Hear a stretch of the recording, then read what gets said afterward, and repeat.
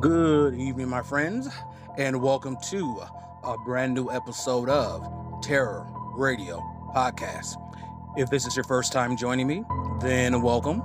This is a podcast dedicated in bringing you the best of horror and thriller, old-time radio broadcasts, as well as original stories.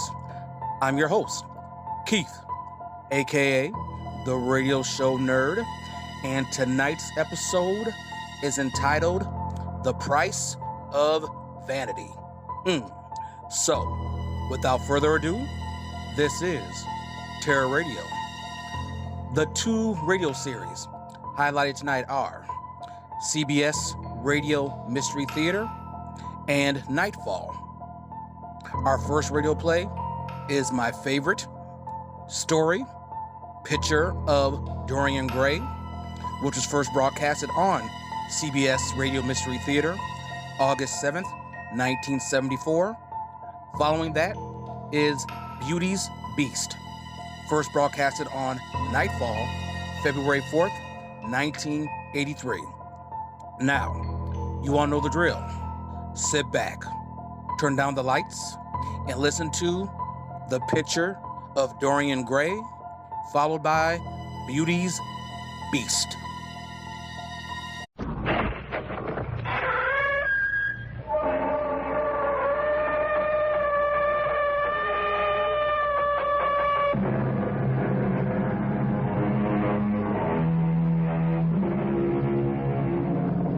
Come in. Welcome. I'm E.G. Marshall. Welcome to the world of... No, not your imagination this time, but that of a man, a writer, who had more than enough for both of us. This time, then, I bid you relax, let your imagination take a holiday, as I bring you not only a story of horror, but of wit and brilliance. Oscar Wilde's The Picture of Dorian Gray. But the portrait of you, Dorian, the portrait I painted of you, it is hideous. Dorian, what does this mean? It means that the wish, the frightful wish I made in your studio 18 months ago was granted. Impossible. The room is damp. Mildew has got into the canvas. The paints I used had some mineral poison in them.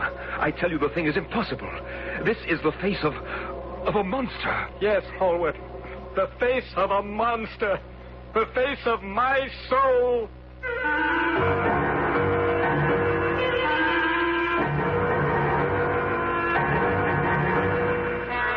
Our mystery drama, The Picture of Dorian Gray, was especially adapted from the Oscar Wilde classic For the Mystery Theater by George Lothar and stars Nick Pryor. It is sponsored in part by Anheuser-Busch Incorporated, Brewers of Budweiser, and Buick Motor Division. I'll be back shortly with Act One.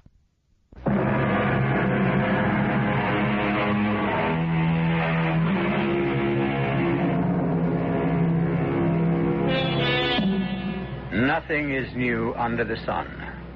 Women's lib is as old as the Greeks. And the vaunted liberality of our times, do your own thing. Live today, pay tomorrow. Whatever is pleasurable is right, was more than anticipated by a certain Victorian named Oscar Wilde, who in 1891 wrote The Picture of Dorian Gray. Come with me now to the London studio of the celebrated portrait painter Basil Hallward. A handsome young man, Dorian Gray, is having his portrait painted as he chats with Lord Henry Wotton, a rather dissolute, depraved man about town. Please don't move about so much, Dorian. And don't pay any attention to what Lord Henry says. He has a very bad influence on people. Have you, Lord Henry, a bad influence on people?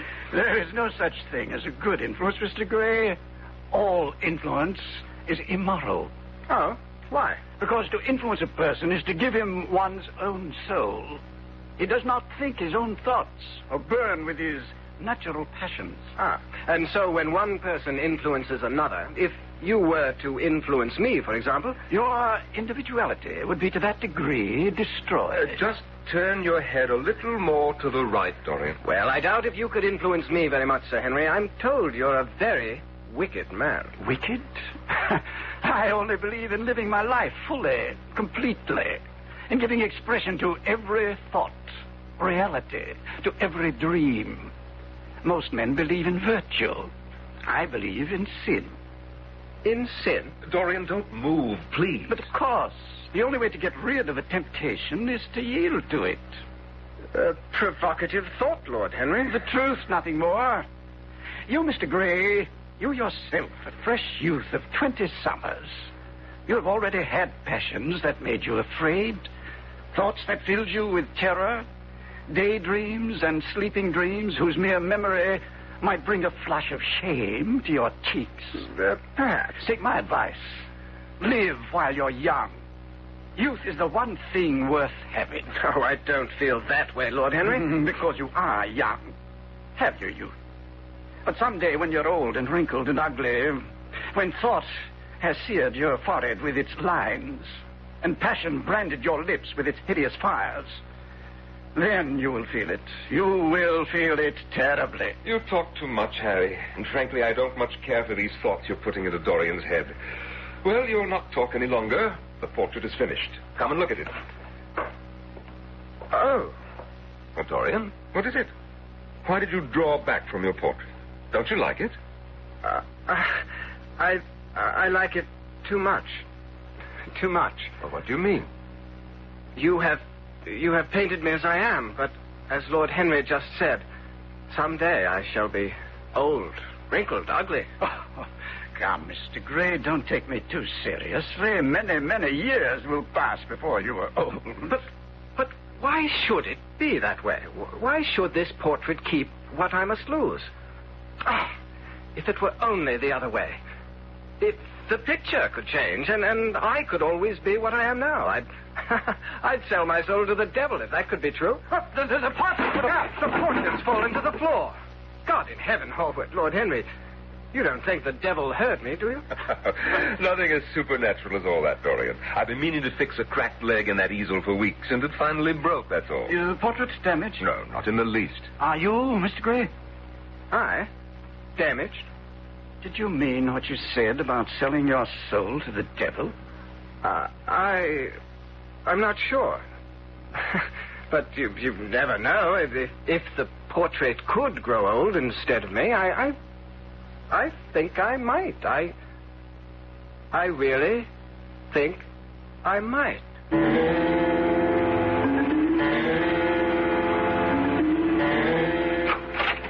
Beg pardon, Mr. Gray. Yes, Parker, what is it? Miss Vane calling, sir. At this hour of the morning, it's not yet 10 o'clock.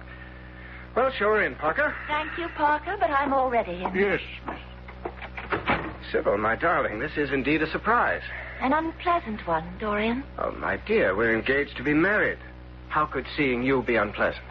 Well, since you haven't seen me in over a week and have broken 2 engagements with me, I thought it might be. Oh, no, not at all. It's just that I've been terribly busy.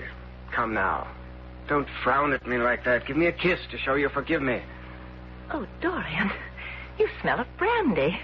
I had a drink, yes. So early in the day. Well, I wasn't feeling well. I thought it might make me feel better.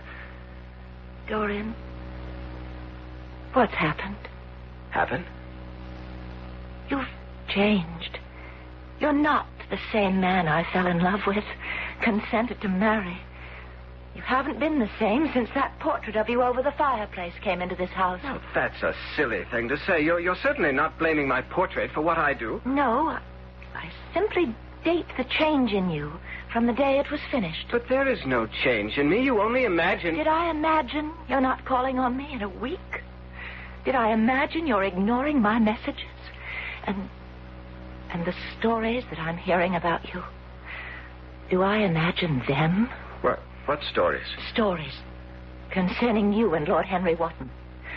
Stories so coarse, so vile that I dare not repeat them. He is anything but wicked, Sybil. He lives differently from most others, that's all. He believes in doing what you want to do, in living freely, without constraint.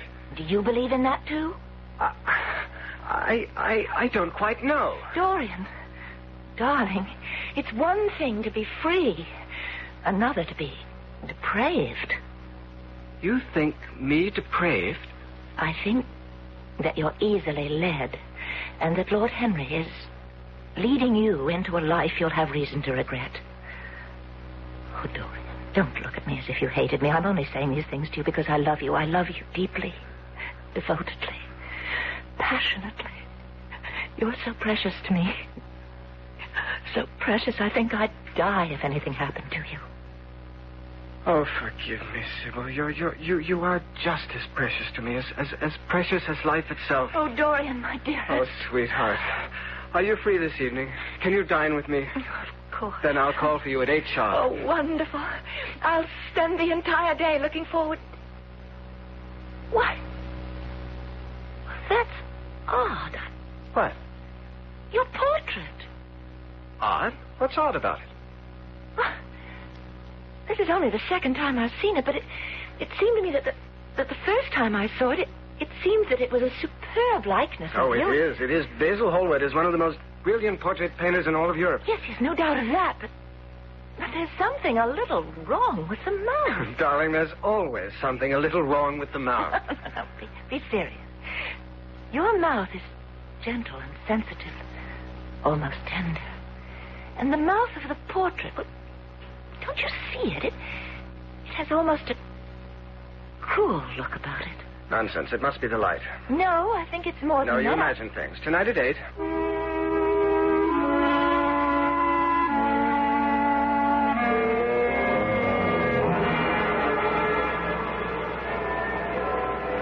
Dorian? Oh, Dorian. I knew that was you turning into Bond Street. Oh, hello, Basil. How are you? Let me look at you. Oh, by heaven, you're the handsomest young hellion in all of London. Hellion? There's a good deal of talk going on round about your escapades, Dorian. Yours and Lord Henry. I think it's called sowing one's wild oats, Basil. Nothing more. I'm not sure. You certainly don't look as if you've been leading a dissipated life. Clear eyes, healthy skin. Ah, you delight my painter's eye, Dorian. But, of course, that's why I wanted to do your portrait in the first place. And why I want your permission to exhibit it. Exhibit it? Yes. I'm afraid I can't. What? You can't? Let's say I prefer not to. Oh, I see. Well, it's yours, of course, and you've every right to do with it as you wish. And I don't wish it to be exhibited. No hard feelings, I hope. Why, no, of course not. Dorian, will you be home later in the day? Yes. Why? Well, it needs to be varnished, the portrait. It's more than a month now since I finished it. Time to give it a protective coating. Shall we say 4 o'clock? Well, shall we? I'm afraid you forced me to tell you something I'd rather not reveal to you, Basil. Oh?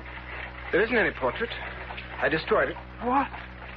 Oh, you don't mean that. I do indeed. You destroyed one of my finest... Why, in heaven's name, man, why? I simply didn't care for it, that's all. Well, you liked it well enough the first time you saw it. Very true, but the more I looked at it, the more I felt it wasn't me. Well, I see that the stories about you are true. I was afraid they might be once I heard you'd become close friends with Harry Wotton. Your friend, too, Basil. Yes, but I'm older than you by 20 years, Dorian, and not easily led. Or rather misled. I am not being misled. I'm being taught. Instructed, if you will, in what real pleasures life can hold if one will only let himself go.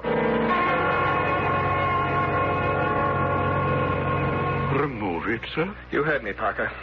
I want the portrait taken down from over the fireplace and carted off to the attic. Whatever you say, sir, of course. But might I venture to suggest that if you had it placed in a different light... What has a different light to do about it? The light changes a good deal during the day, and the portrait seems to change with it. You've noticed the change, then? Oh, yes, sir. The changes that take place in the differing light altogether are fascinating, sir. Much as I shall be sorry to deprive you of your entertainment, Parker, have it taken to the attic. I'll do it first thing in the morning, sir. No, damn it! You'll do it now! It would seem that Dorian Gray's wish is coming true. That the portrait is beginning to show the ravages of his dissipations. Not he. But if that is so, and certainly it seems to be, what price will he be forced to pay before the end is reached? who sells his soul to the devil deals with a harsh bargainer. I'll be back shortly with Act 2.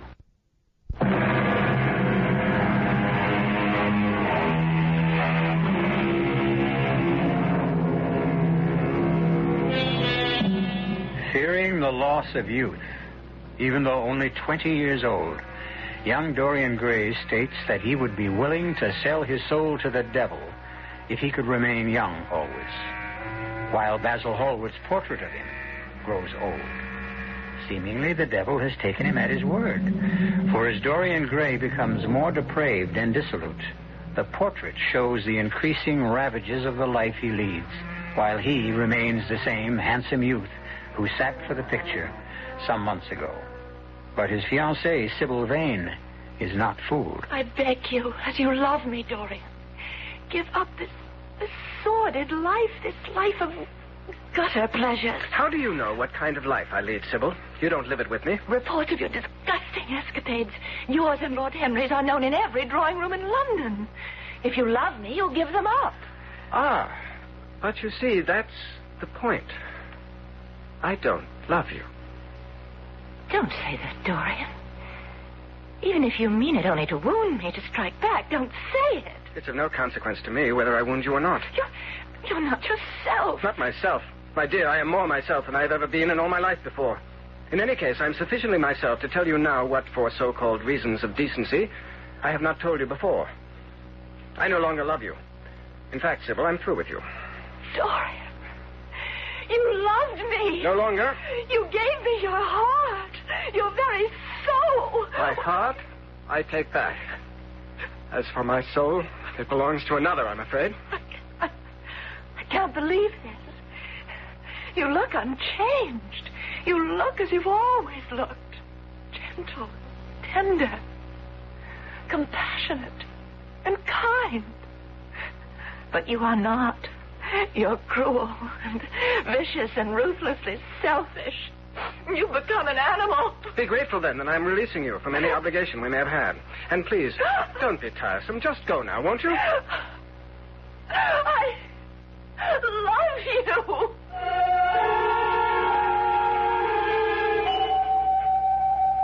Whom did you say, Parker? Mr. Basil Hallward, sir. That's who I thought you said. Well, I'm already late for the opera. Tell him I'm not at home. Yes, sir. I'm sorry, Mr. Hallward, but Mr. Gray is not... Mr. Hallward, please, you can't go in there. Hallward, how dare you? I must see you. I thought you wished never to see me again. I am not here from choice, Dorian. What did you do to Sybil Vane? I? Nothing. Whatever has been done to Sybil Vane, she did to herself. What do you mean by that nonsense? Simply that I told her I no longer love her and want none of her. Sybil is dead, Dorian. By her own hand. Pity. And now, if you'll excuse me. You aren't going to the opera. Why, yes. You have just heard of the death of the woman you loved. The woman who took her own life for love of you. And you can go to the opera. Death, my dear Hallward, is a most unpleasant subject. And I live only for pleasure. Good night.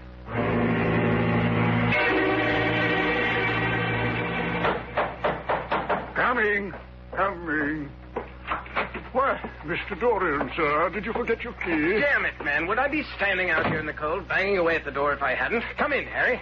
Sir Henry, let me take your hat and cloak, sir. You may go to bed, Parker. Thank you, sir. Good night.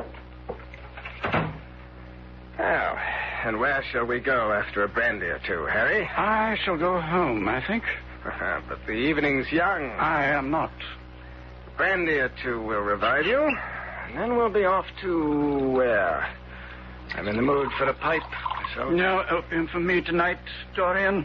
Oh, come along now. We'll go to that little dive down in Wapping by the dock. No, not tonight. But you can't ask me to go alone.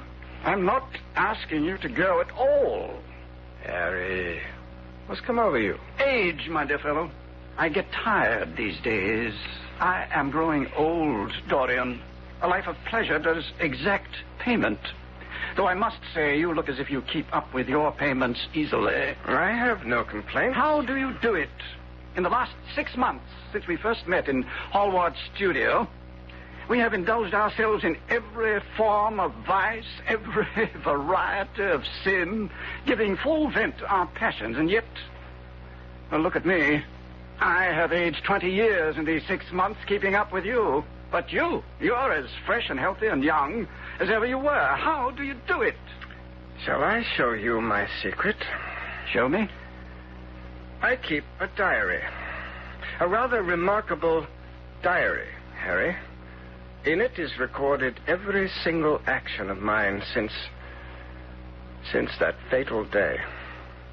Fatal day? The day we met. I thought you were grateful for our meeting. Why do you say fatal day?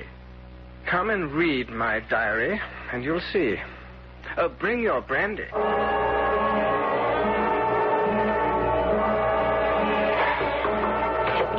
All these stairs, Dorian. Where are you taking me? The attic. You keep your diary in the attic? You'll see. Here we are. Wait a moment while I light a candle. All right, Harry. There. In that corner. I can't see a thing. Too dark. Too many shadows. It's a dark diary, Harry. And it has many shadows. Here. Take this candle. Now, go forward. Good Lord. I thought you'd be shocked, Harry. Shocked? I'm shattered. Where did you get this hideous painting? Basil Hallward. Impossible. Basil never painted anything as unholy, ungodly as this. Well, really, he didn't. I did. You? And you. Dorian, I'm tiring quickly of your veiled answers. What is this thing? It is a portrait done by Basil Hallward. It is the portrait of Dorian Gray. Of you? This is the portrait he finished that day? It was. It no longer is.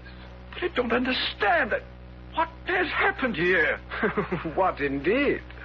Dorian, tell me, what? I made a wish in Hallward's studio, you remember? No. I said I would willingly sell my soul to the devil if I could remain forever youthful, no matter what excesses of physical pleasure I indulged in, and only this portrait aged. Yes, now I remember, yes. The devil heard and remembered, even though you did not. It's incredible. So have been the vile delights you revealed to me, Harry. The gutter pleasures, as Sybil termed them. Sybil Vane, your fiancée? Yes. She's dead, Harry. Oh, no. Ah, yes. And by her own hand. Suicide? Why? Why? She was such a lovely thing, fresh as a rose, innocent as a new fallen snowflake. You break my heart to tell me this. Why would she have done such a thing? Well, she didn't. I did. You? And again, you. Damn, enough of this, I say. What in hell's name are you getting at? I think the truth. What truth? That you were wrong. Tragically wrong. You said that day in Basil's studio, the body sins once and has done with its sin, for action is a mode of purification. Oh, Harry, how wrong you were. Not wrong. Beaten, whipped, vanquished, conquered by my own vices. And you led me into a life of sin? Led? Who led? You wanted it. I tell you truly that I have never been so appalled by such viciousness as I found in you. You said, that day you said, the only way to get rid of temptation is to yield to it. But I might have added that the only way to overcome temptation is to fight it. What are you holding there in your hand? I can't see in the candlelight. What? A knife. What are you going to do with it?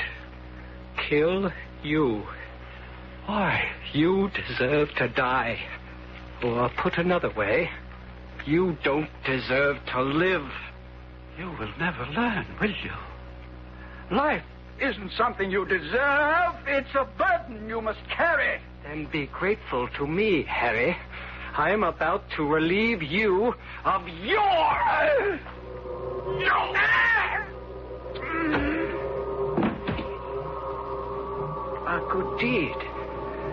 Well done. Do you not agree, portrait? Speak to me, my likeness. My soul. Have I not done well to rid the world of this creature? Speak!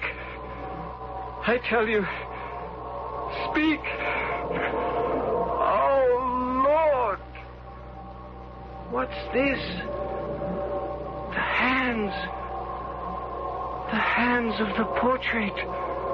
Bloodied. One with the blood of Harry. With the other? Ah, yes. Sybil. Poor, dear, innocent Sybil. Oh, Lord! I fall on my knees and beg you. Forgive me. Forgive me. I knew not what I did. You knew. Die! And you will pay.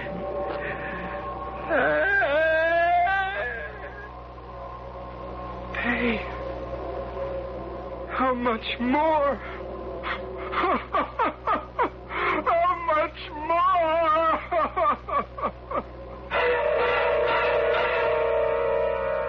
How much more, indeed? Why is it that the pleasure of minutes must be paid for in hours? As you sow, so shall you reap? Is that it? Appears that way. Well, Dorian Gray sowed much seed, and his reaping of the harvest was not yet over, as we'll hear when I return shortly with Act 3.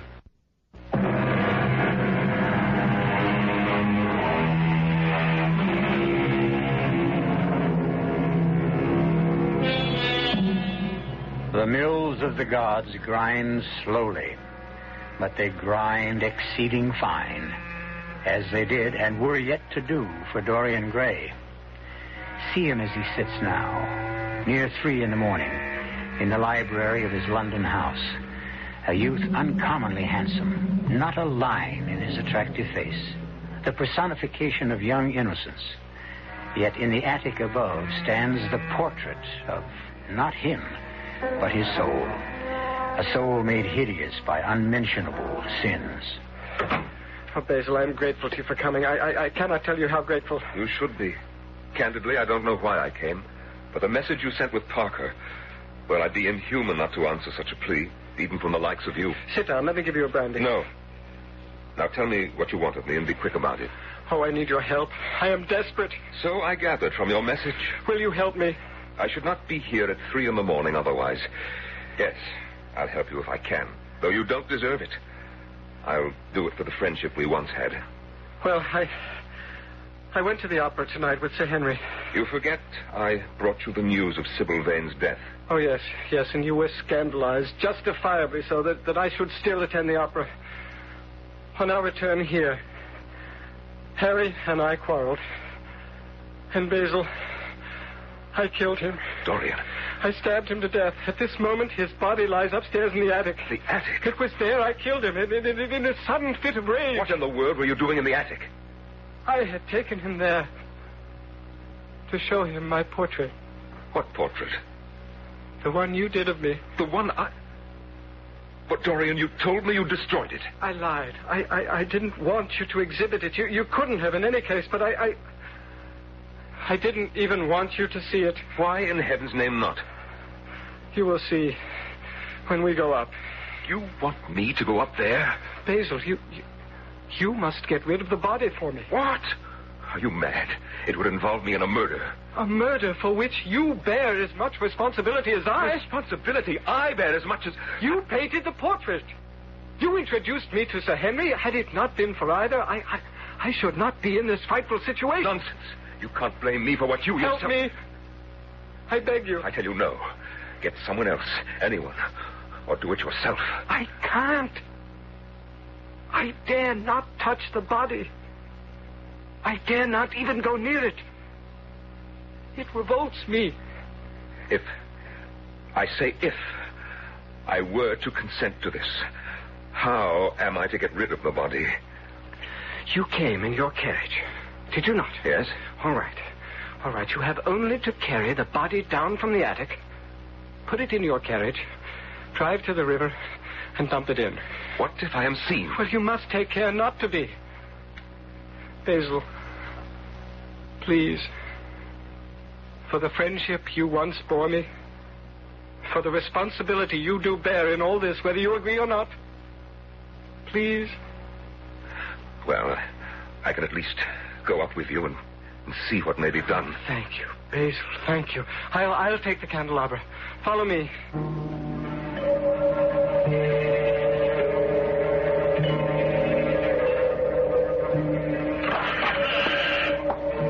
Take care, Basil. Don't stumble. There. Whatever Harry may have been, he was my friend.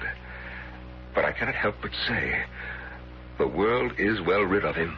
As it will be of me. I'll not deny it. No. Where is the portrait? Oh, you don't want to see that. Dorian, if you wish me to help you get rid of Harry's body, then you'll have to let me see the portrait. It's that or nothing. Very well. It's there, in the corner. Here, take the candelabra. Oh, thank you. You see? Oh, but this is horrible. It's hideous. I never painted this. No, I did. No, it can't be. The room is damp. Mildew has got into the canvas. That would account for the green splotches on the cheeks. The paints I used had some mineral poison in them. Hence the cancerous growths on the nose, the forehead.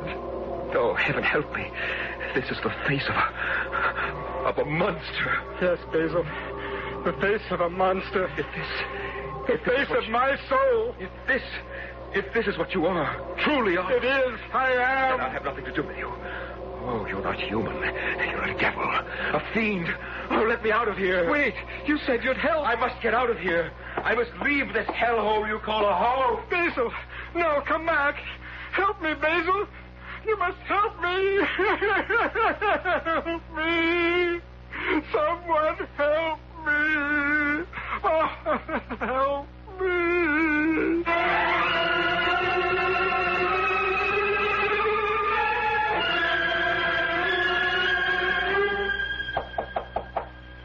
Yes, come.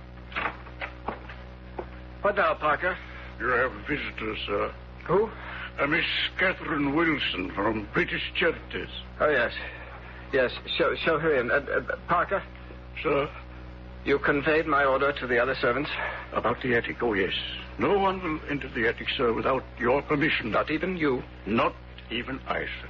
Show Miss Wilson in. You come this way, Miss Wilson. Miss Catherine Wilson. Good of you to come, Miss Wilson. Won't you sit down? Thank you, Mr. Gray. May I say it's good of you to wish to contribute so handsome a sum to our charity. Yes, tell me about your charity. How will the money I give you be spent? Oh, in many ways. To help poor children, orphans, widows in need of assistance, young people who Young have not... people? Well, yes. Young men, young women, many of whom need help in all sorts of ways. Why do you look at me like that? What did you say your name is? Catherine Wilson. Why do you ask? You look very much like a young woman I was engaged to marry once. It's strange. You didn't look like her when you came in, but now you seem to be changing before my very eyes. Oh, no, Mr. Gray. I am me. No, you're not. You're Sybil Vane. Mr. Gray. You're Sybil. Only you can't be because you're dead. Dead. You are dead, aren't you? Please, Mr. Gray, take your hands off me. What's come over you, sir? You're not dead. You are here. It is you. Ah, Sybil. Sybil, my darling. Mr. Gray, No, please. don't pull away. Let me hold you, embrace you, love you as I once... Oh. Oh. good Lord. Oh, what am I doing? You're not Sybil Vane. Mr. Gray, I'm afraid you're ill, not yourself. I shall come back some other day. No. Good day, Mr. Gray. Oh, what happened to me? What is happening to me? Sir, are you all right? The young lady said she thought you were ill. I confess I don't feel altogether well. Some brandy, sir? Yes. Please, Harry. Beg pardon, sir. What? I think you called me Harry. Oh, how could I possibly have called you Harry? Harry's dead. Sir, Henry dead, sir? What? What? Sir, you are ill. No. Don't try to get up, sir. Sit right there. I'll fetch the brandy. Yes, do that. You'll forgive my saying so, sir, but to judge from Sir Henry's high spirits when you returned from the opera last night, he has many years yet to live. In hell. Sir, you're saying the strangest things. Here, drink this. Oh, thank you, Harry. Sir, it's Parker, your manservant. The best servant a man ever had. A devoted man, more friend than servant. Better friend than any of them.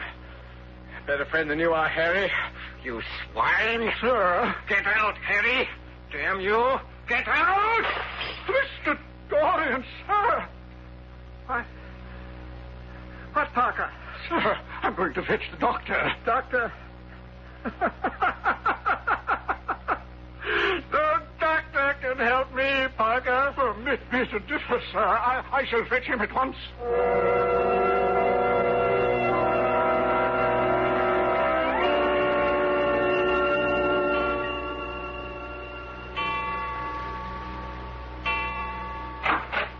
Who's there? Only Parker, sir. It's 11 o'clock. I thought I'd just look in on you before retiring. How do you feel, sir? Not well. I can't sleep. The powders the doctor prescribed, they don't help? They've made me worse, if anything.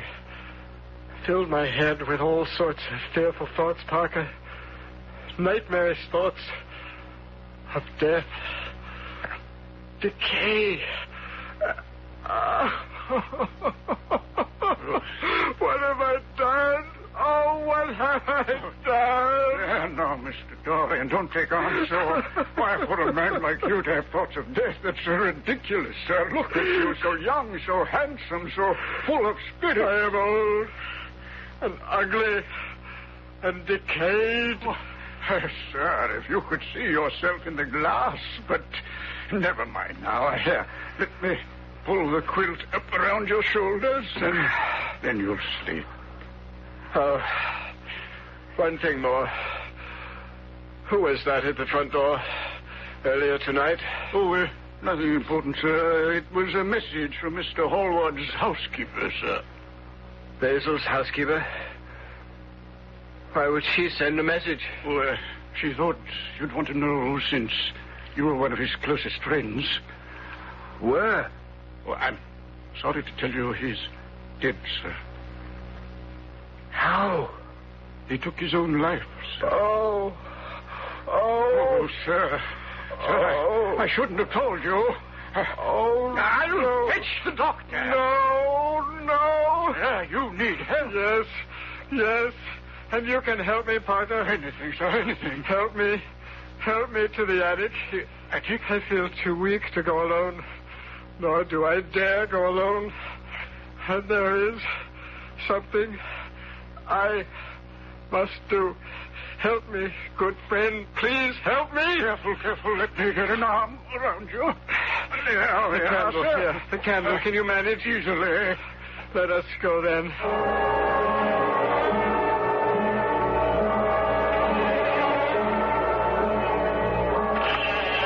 Here we are, sir. What is it you wish to do? I shall need a knife. I'll go down and fetch it. No need. Shine that candle over there. Yes, sir. Mr. Dorian, looks like a body, a dead body. It is Sir Henry's body. Sir Henry? I murdered him last night with a knife. It is in his back. Take it out and bring it to me. Oh, sir. You said you would help me. Yes, and I shall. The knife, sir. And now, the portrait. Mr. Hallward's painting of you. The one we brought up here months ago. It is still there, in the corner, amidst the shadows. I must destroy it. Oh, no, sir. Bring the candle. Sir, I don't know what this is all about. Sir Henry murdered, destroying your portrait, one of the most beautiful paintings that ever... Oh, no. Yes. Now you see why it must be destroyed. And will be destroyed by me. Now! There! Into hell with you! And there! Burn in the nethermost fires of the pit! Suffer every torture and torment the devil can heap upon you for the purification of your soul! Sir! Mr. Dorian! Mr. Dorian! The portrait! Look at the portrait! Changing. Heaven protect us, it's changing before my very eyes. That hideous monster is becoming young and handsome and beautiful. It's you, sir. You, as Mr. Hallward painted you. Here, let me hold you up so you can look for... Oh,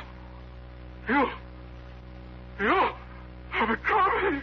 Yes, withered, scabrous, loathsome. I have become what I really am.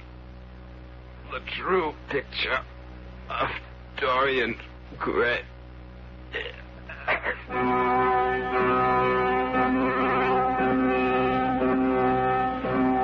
And so died Dorian Gray, turning physically into the hideous and loathsome thing which was his soul, as the portrait became once again the handsome youth he once had been. As I read the picture of Dorian Gray, I couldn't help but wonder if our modern penchant for doing your own thing might not be leading some of us, at least, to the same end as poor Dorian. I don't know. What do you think? I'll be back shortly.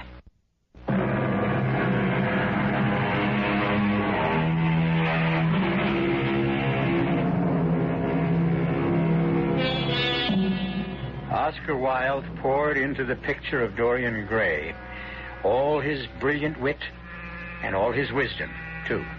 The wisdom of experience. For Wilde lived life to the hilt and paid for it, as must we all. Our cast included Nick Pryor, Norman Rose, and Roger DeCoven. The entire production was under the direction of Hyman Brown. Now, a preview of our next tale. It isn't my father's body. Now. Edward, I tell you, it isn't. You knew my father. He was much taller. And he was thin. By heaven, you're right. But this makes no sense at all. It's his head. Yes, it is.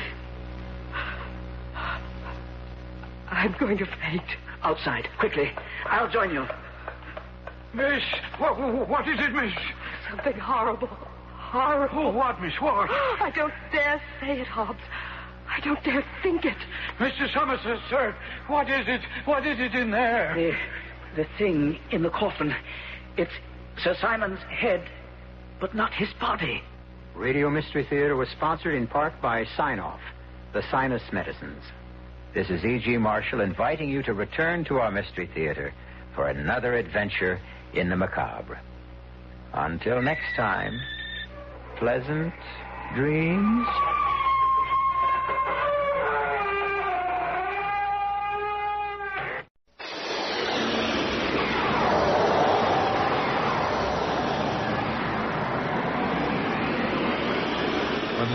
turns to fear, and to hold is to have. It's nightfall.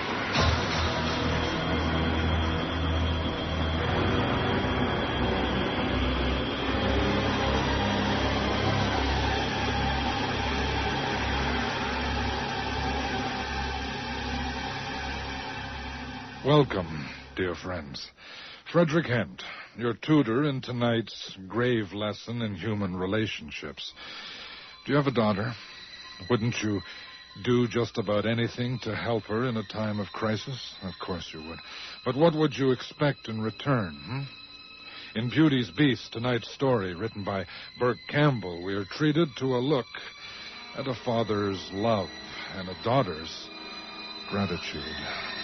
Listen, as tragedy turns into tragedy.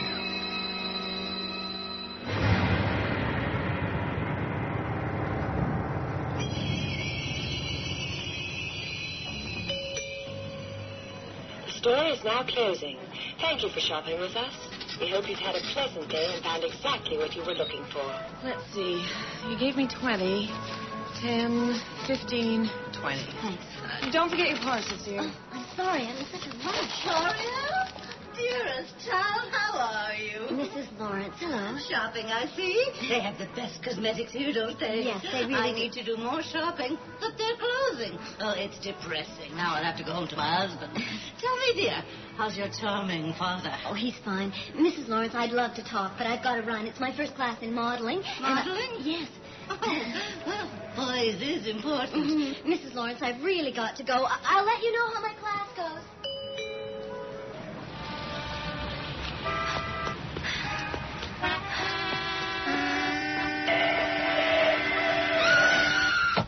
My gosh, she's been hit. Call the ambulance.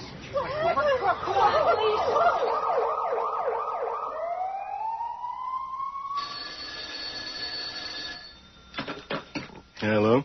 Dr. Mandrake, please. This is Dr. Mandrake speaking. This is Dr. Hill at Wellesley Hospital. Yes, Dr. Hill. What is it? I told the police that I'd contact you myself. I'm afraid your daughter was involved in a car accident.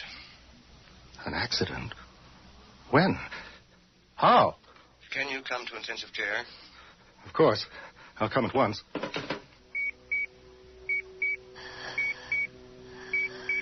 Victoria, where is she? She's lost quite a bit of blood. She's receiving a transfusion. Oh, my God. Now step outside with me. Dr. Tatum will handle things here. Will Dr. Durenfeld report to Station B? How did this happen? She was jaywalking. The driver didn't see her. I'd spoken with her earlier. She was so excited about going to She Los may Angeles. pull through. I realize you're quite upset.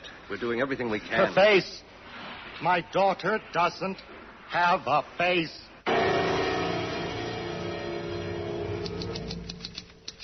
This way, Dr. Mandrake. Thank you.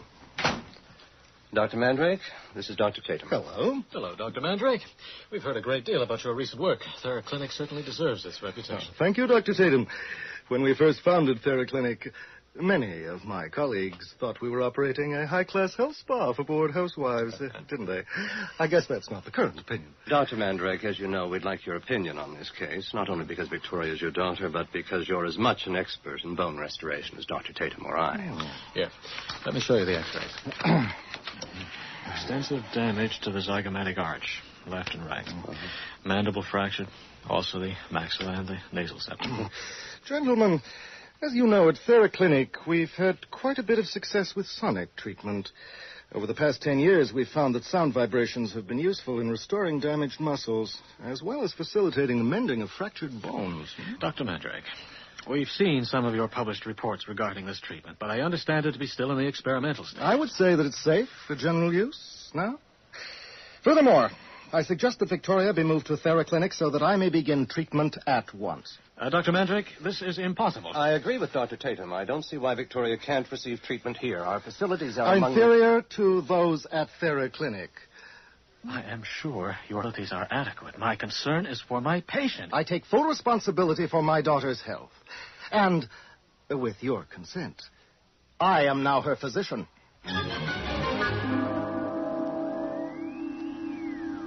Father, And now everything's going to be fine, Victoria.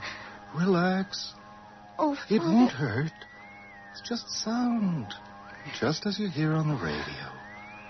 Now, did the injection hurt? No. Good girl. Now, close your eyes and think of that sandy beach in California you want to be on right now. Seagulls overhead, blue waves, one after the other. Close your eyes and dream.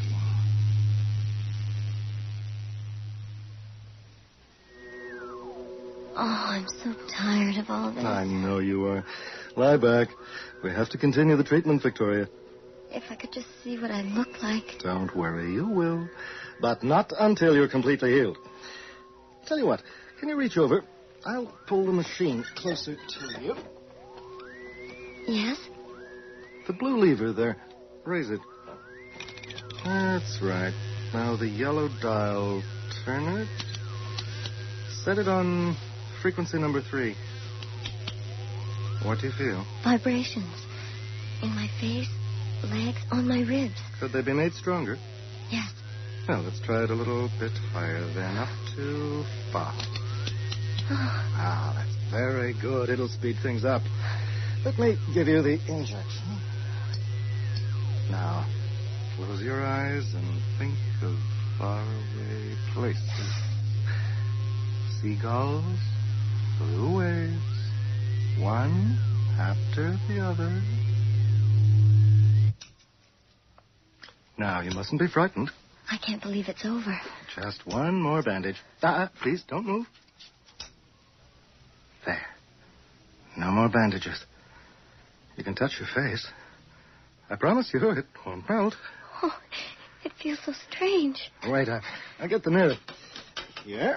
No. I'll hold it. Now, look. My face? Yes, it's yours. Oh, I look beautiful. You always were beautiful. But not like this. She's perfect. It's not she, it's you. Darling, it's you. Oh, it is me. Of course it's you.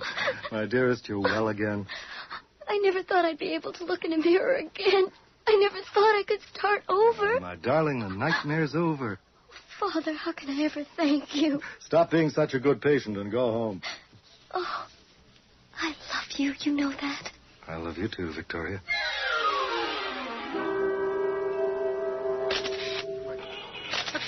You don't mind if I... Yeah, that'd be great. No. Yeah, hold it. Are you a photographer? That's right. Yeah, one more. Just don't move, okay? Not everyone with a camera is a real photographer. I know. Do I get anything? Well, I'll have the contact sheets by tomorrow afternoon. Here's my card. Why don't you call me? I haven't seen you before. Do you come to many of these openings? This is the first one I've been to in a while. Have you exhibited your work? Jeff. My name's Jeff. I'm Victoria. Hi. Well, I've never shown here, no. I had one fairly successful show in Ottawa and then Kingston. Is your last name Banner? That's right. Are you sure we've never met? Toronto's a big city. Toronto's a duck pond. Everyone knows everybody. And I certainly would remember someone like you. Well, I've been very antisocial lately. It didn't go out much. Ooh, that's wonderful. Do you want to dance? Why not? Okay.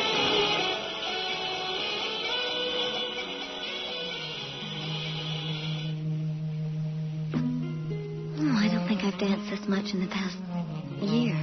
Want to stop? No, not at all.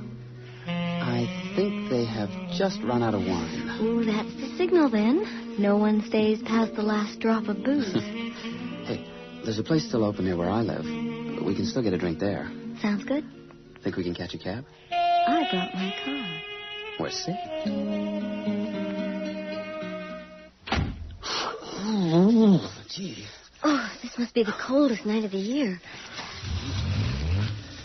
This car is incredible. It's a present from my father. It was a sort of birthday present. Is something wrong? No, I was just thinking. It's kind of late. My father must be wondering what happened to me. I'd say you're a bit old for parental guidance. I still live at home. And things are best if I slip in before dawn. Of course. But the sun isn't coming up for about 6 hours or so. Unless, of course, you'd prefer to go home. No, not really. Not at all. If I'm not mistaken, you're the one in the driver's seat. I believe you're right about that. Then I trust you not to take advantage of my situation.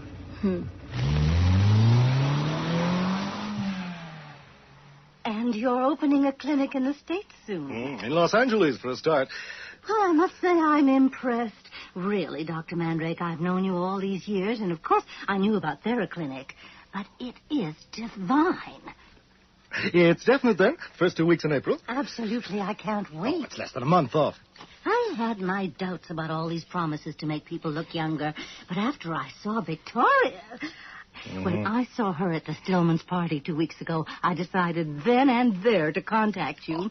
Oh, but tell me, who was that darling young man she was with? That photographer? I'm afraid I don't really know. Oh? Victoria makes friends easily. I'm sure he was just someone she met that evening. Oh, it seemed like so much more. They danced until it was quite late. They make such a handsome couple. Mrs. Lawrence, Victoria will be leaving for California soon. I'm sure that's a much more suitable place for romance, eh?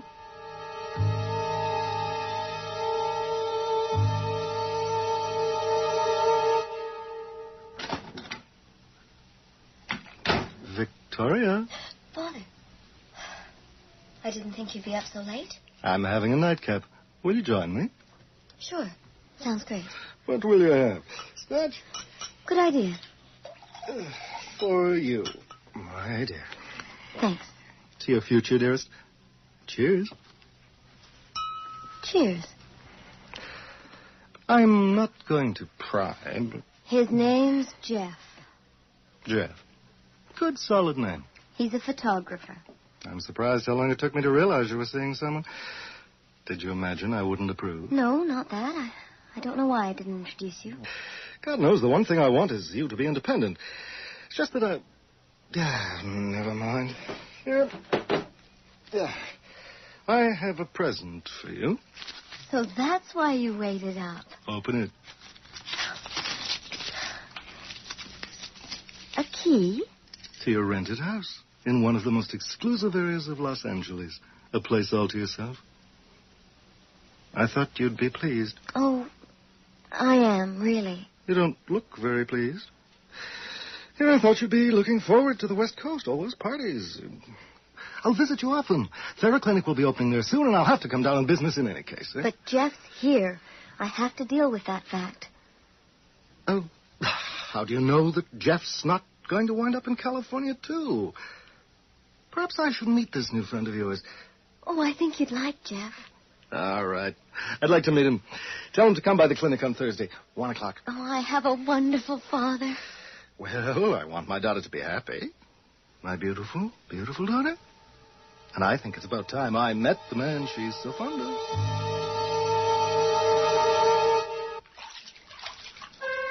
Oh, I thought this was a heated swimming pool. It doesn't feel that way, does it? Oh.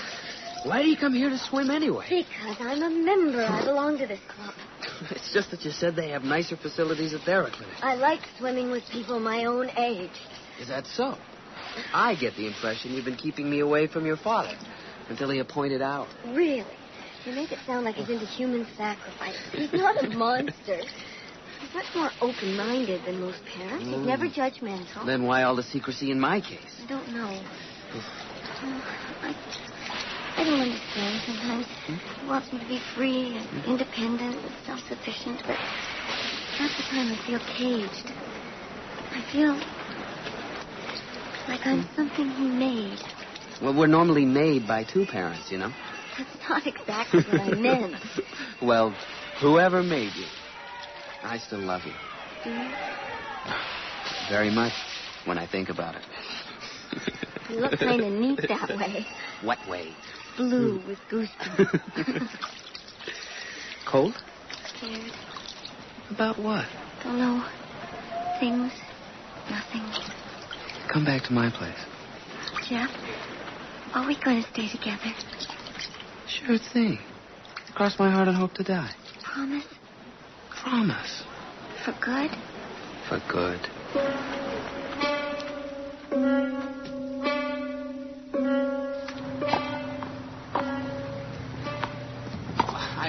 idea you ran an operation this size, Dr. Mandrake. I could train for the Olympics here. It was very costly. But with our weather in Canada as difficult as it is, everything has to be indoors. How much does it cost to stay? Oh, $2,500 per week is our standard fee. That's a lot. It depends on your lifestyle. Believe me, Jeff, if you were in a profession where your appearance were important, $2,500 would really seem quite small to you. And this is my office. Very nice. Sit down. Very elegant. You see, Jeff, I began as a general practitioner. But as we started to specialize in the area of health research, we saw the need for a place like Theraclinic. You see, the human body is 80% water. And we found that by sending vibrations through the body at the right frequency, well, to put it in layman's terms, sort of like sending waves through the ocean, it alters everything in the ocean. Like changing the pulse itself. Exactly. Like changing the speed of life. And more recently, we've designed a drug that works with the sound so that the whole process can be drastically speeded up. Incredible. It sounds a bit like science fiction, doesn't it? No, not at all. Medicine's much more a matter of engineering than anything else. So, do you think that one day you could stop people from growing old? We can never stop the aging process. We can certainly slow it down. Nothing's far-fetched these days. No, I guess not. Of course, it's at its price, even in one's private life. My work here took me away from my family. My wife couldn't handle the fact that it took up so much of my time. We separated over it. I'm sorry. I've always had Victoria, though. She's kept me going all these years. Yes, I can appreciate your feelings. I want you to know that I love your daughter, too, and Of course. Well, why is that so hard to believe? My daughter is going out of the country to California. Look, I don't want to interfere with Victoria's life. You wish to blind her with your promises of eternal devotion. That's not so. Look, no, I'm not going to get into an argument. I just want to say... How much do you want? What? Name your price. 10,000? 15? Here's a check for $15,000. It's worth it to me. We can be civilized about this. I said I love your daughter. I don't take money. You're making me very angry, Jeff. I knew it would be a waste of time coming here. I just knew that you'd turn out to be some rich doctor running a high society fat farm. Let's stop being polite, shall we? I met Victoria. I liked her. Now I love her. Is that so weird? Victoria finds you amusing. A diversion. She'll tire of you. I just don't choose to wait. Do you honestly believe you're the first? Oh, Jeff, she said quite a number of things. I assure you won't be last. No, she loves me. No, she doesn't. Well, why don't you ask her? Miss McIlvaine, tell Tom and Lark to come to my office at once. Why don't you ask her? I already have. And what did she say? Yes, Doctor. Please, escort this gentleman to the elevator. Yes. What the hell? Take your hands off. But I haven't yet shown you our underground research center. I'm sure you'll find it interesting.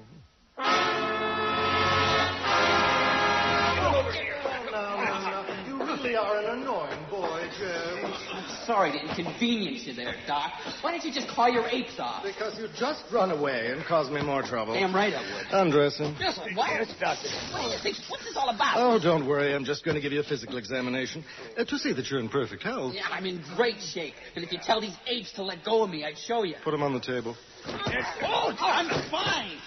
Went to the doc last month. It's important to examine the specimen before any formal testing. What are you testing, Doc? You made one mistake, Jeff. And that was Victoria. My daughter's not going to throw her life away at the likes of you. You'll decide that, will you? Make sure he's securely tied. What the hell do you think you're doing? Won't do you any good to resist. You'll only hurt yourself. That's so. That'll do. I'll handle this myself.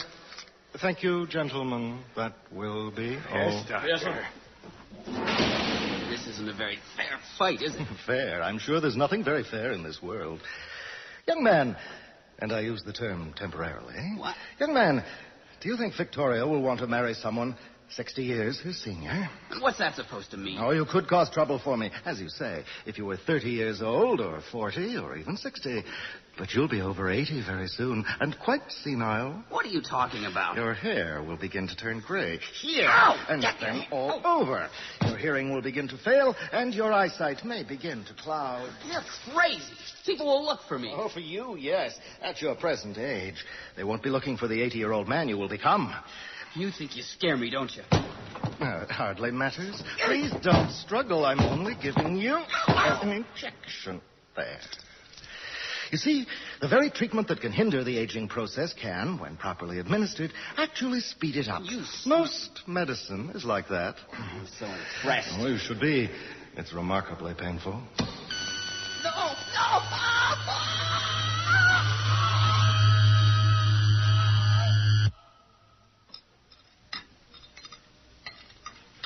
Victoria, you're going to have to eat. How can you expect me to eat? I don't want to have this conversation again. People just don't disappear. He can't just have disappeared. Disappear. When he came to the clinic, he mentioned, amongst other things, that he was really glad about this new assignment, photographing up north. He would have let me know. He wouldn't have vanished like that. One's profession comes first, my darling. Now, please have some of this delicious roast beef. Who was the assignment with? I don't know. He just said an assignment. Now, don't make me angry. He'll be back soon. I think he said he'd be gone a couple of weeks. Of course, I do think it's quite rude of him not to call you. I don't understand. Are you sure he said he had a job? Do you think I'm making all this up now? Do you? You didn't like my seeing him. That's not true. I just didn't want you to throw away your plans. I don't know what to do. Well, you can either waste away and become neurotic, or you can start eating properly and realize that your young man will be back, just as he told me. Now, excuse me. Charles, tell Mrs. Chadwick that the roast was wonderful, as it always is. Yes, Doctor. Father, where are you going? I've got some work at the clinic I want to catch up on. It's late. No, I won't be there long. I hear there's a good movie on TV. I'll be back to finish it with you. Good night, Charles. Good night, sir. Oh, my God. Is something wrong, Victoria? No, I was just thinking I might go out for a little while, but if someone phones... I'll tell them they'll be back shortly. Thanks, Charles.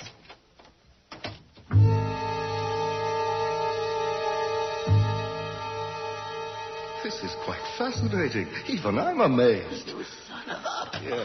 Look in the mirror. I'll hold it for you. You'll pay for this. See? Now your eyes have sunken a bit. Your hair's white. This is remarkable. Even freckles on the back of your hands. Can you move them? I'll kill you.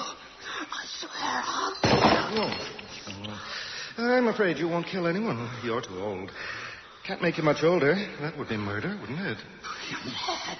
You're insane. Oh, don't be a sore loser, Jeff. We've advanced my discoveries 100-fold. Now, you will excuse me. Have to go upstairs, check a few things. Just one last injection. Right? No. There. Now, that didn't hurt, did it? My eyes. Oh, dear me. Is the light bothering you? Here, I'll dim it. Forget it, strains your eyes. Back in a minute. My God. Oh, my God. Please help me.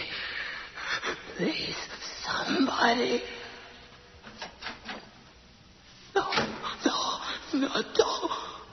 Please. I'm not going to hurt you. Please. Are you all right? Don't. I'm not going to hurt you. Why are you tied down like this? They brought me here.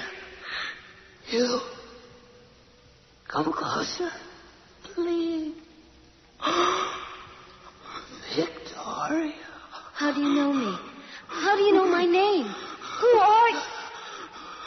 Jeff! No! Oh, my God! Jeff! Oh, dude, Jeff, don't cry. Listen to me. Tell me. Your father. I wouldn't leave you alone. How? The sound over me and through me and this stuff? My hands. Here, I'll undo them. Can you move? It's hard. Here, sit up. I'll support you. I'm so weak. It's okay. Just lie down again. I'm just going to move you into the other room. Your father's coming back. He'll hurt you. Not now. He can't.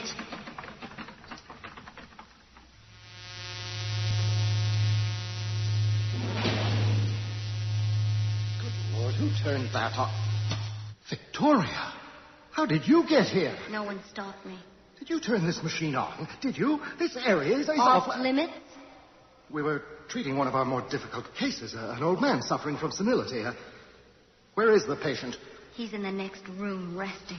He shouldn't be moved. He's in delicate condition. Why are you looking at me like that? Dearest, please, come upstairs now, eh? Victoria, darling, your hands are freezing. You always looked after me. You've been everything to me. I thought we were so much alike. I never even missed Mother. I loved you so much. Jeff wouldn't have come between us. What are you talking about? Jeff will come back. I love him. We weren't married, but we decided to be together no matter what. Victoria, what have you done? You were always so good to me. Always. Let me look at your arm.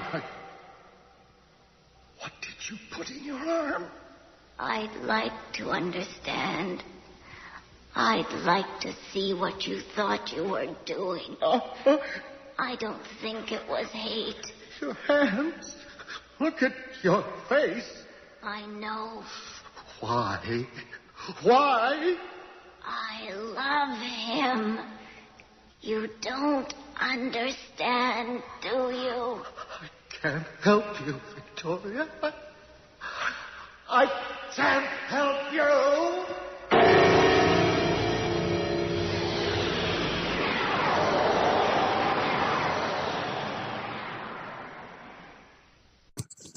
That's our show for tonight. I want to thank you all for listening.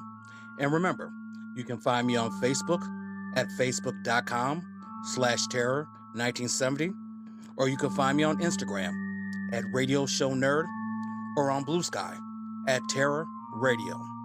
I also have a YouTube channel. Please check it out. Like and subscribe. Share the videos. It would be highly appreciated. Again, this is your host, Keith, better known as the Radio Show Nerd, signing off.